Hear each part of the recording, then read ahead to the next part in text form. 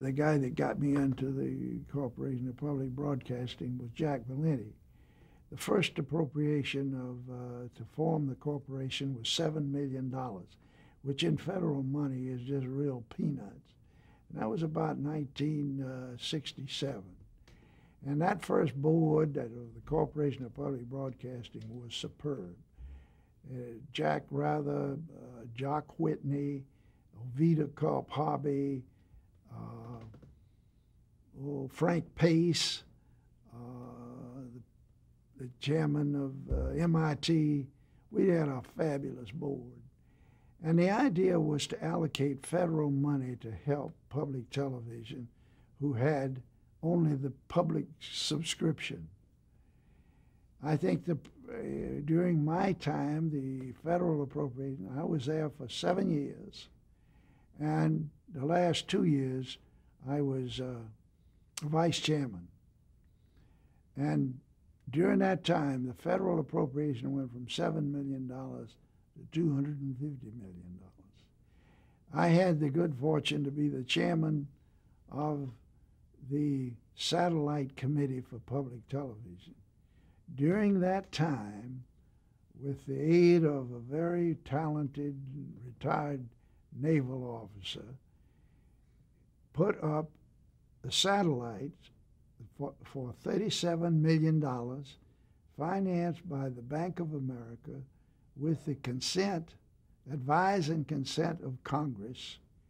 And today, public broadcasting has the best intercommunication system in the world.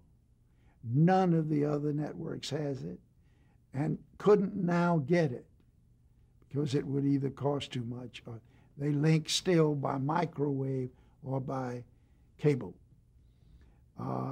Public television is still, because of indecision, if public television had been created in 1952, when the freeze was lifted, if it had begun then, it would be far, far better because it's almost all VHF, good channels, and is today, for me, very successful. I look at it a great deal. They have an entirely different programming problem from commerciality. But they do have a commercial problem. They are moving more and more toward commercials. If you will look now, they are getting between the shows. They talk a while about the Ford Foundation, and then they talk about the Ford car. And they're going to continue to move in that direction. I hate the aspect of public television having to beg twice a year, having to get on the air, cut their programming short, and just plead and plead and plead with the public. I think it ought to be wholly federally subsidized and kept pure. The type people it attracts very seldom move over into commercial television, and the programming very seldom ever moves. You can't name a really, well, possibly Henson, but he started on ABC. That was a fabulous talent. I was a big friend of Jim. He just is, the loss of him, and there was no need for a loss of Jim. That was a mistake, medical mistake that should never have occurred. That's a very talented guy. I got off the subject. That's probably the only one that went freely between public television and paid.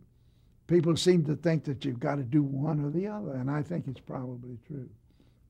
The job of the Corporation of Public Broadcasting was very far removed from having anything to do with public television.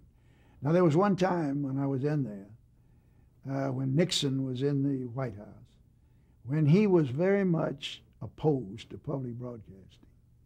The President of the United States has to make the proposal to the Congress in order to get the money for Corporation of Public Broadcasting to distribute to the stations. And he wasn't going to do it, despite my repeated argument, not only with him, but with John Mitchell and with Peter Flanagan and with all the people around him. They weren't going to do it. I was willing, and it was misinterpreted a great deal. I was willing in order to get the money, which I thought they needed, $100 million at that time, that we could give up public affairs for a while and just do opera, music, things like the now very successful road show, antique show, but leave out having Friday night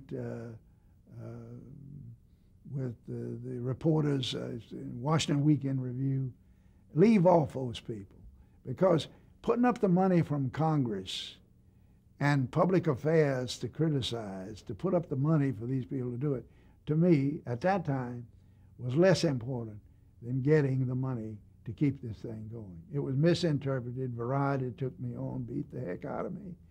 The New York Times pounded me a bit, and it'll be in my obituary that I tried to make a deal with the Corporation of Public Broadcasting because of Richard Nixon's attitude to not do public affairs.